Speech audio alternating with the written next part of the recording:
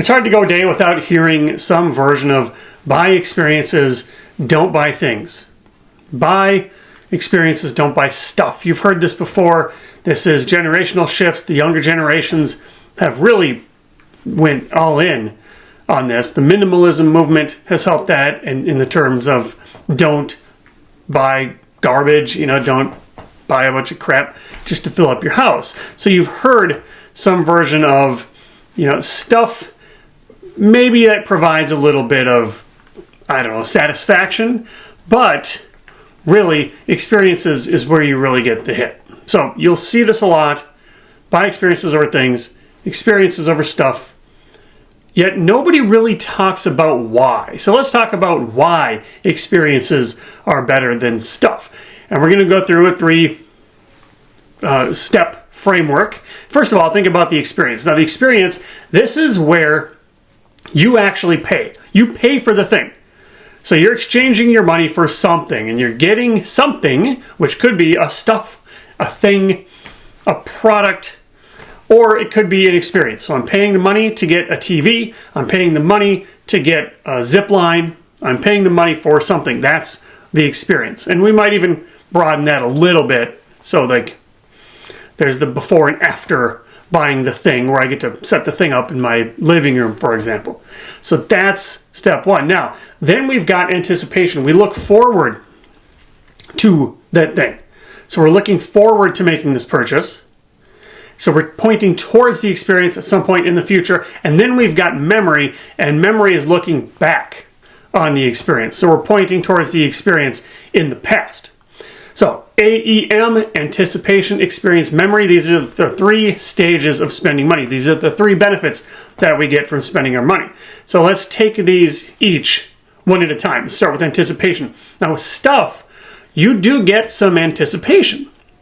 You can look forward to buying a new set of skis. You can look forward to buying a new TV. You can look forward to buying a new outfit. You can look forward to that. Now, quick note, if you are a compulsive shopper, if you buy impulsively, you do skip out on this. You do not get this aspect of it if you don't plan for it. If you don't delay your consumption, then you're depriving yourself of this anticipation piece. Now, with experiences, obviously, you can look forward to the experience as well. I can look forward to running a marathon. I can look forward to going water skiing. I can look forward to having a conversation with somebody. I can look forward to having a cup of coffee with somebody. So we can look forward to both of these, and planning vacations, for example, sometimes adds as much, sometimes more, I've heard, benefit than actually going on the experience or experiencing the experience. Now, a quick note here, if you've ever surprised somebody or thought about surprising somebody with a trip, you are depriving them of this anticipation effort or effect. Now then we've got the experience itself. Of course, when you pay for something, you get the thing. There is a dopamine release there. I give money, I swipe my card, I get the TV, and I get to take the TV home. And then maybe this is where that wiggle room comes in. Maybe I get to think about where I want to put this in my house. How am I going to rearrange my room now that I have this new TV? So there's a little bit of experience to the actual buying of the TV, but it's not much.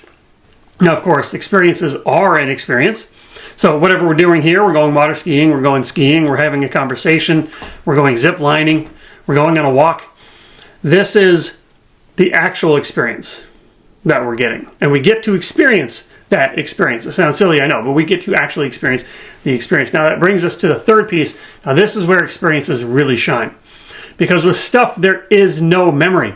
You do not get a memory with stuff.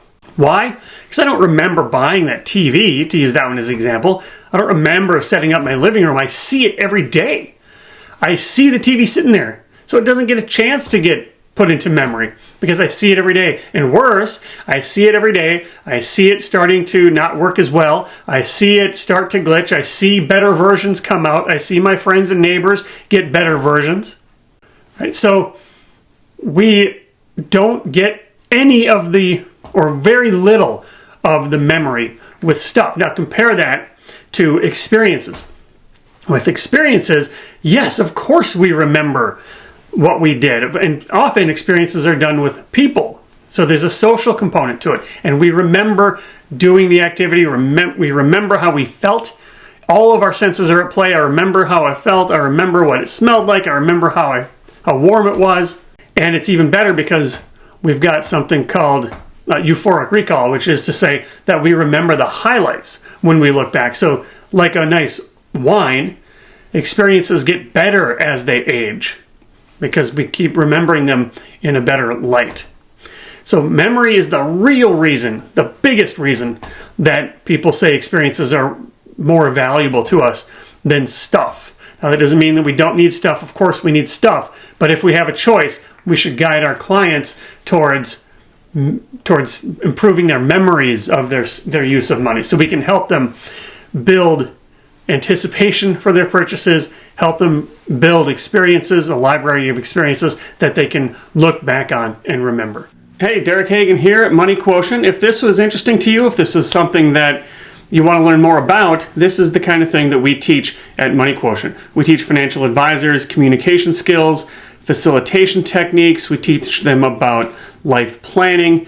And basically it all comes down to Stephen Covey's quote, "What good is climbing a ladder if it's leaning against the wrong wall?" Or if the ladder you're climbing isn't leaning against the right wall, every step you take just gets you to the wrong place faster. So we help advisors, help clients identify the right wall. So if this is interesting to you, head on over to moneyquotient.com. You can learn about our True Wealth Planning process, which is our model of financial life planning, which guides clients through 5 stages and 4 inquiry categories. These are the types of conversations that you have. So please let me know if you want to learn more. moneyquotient.com.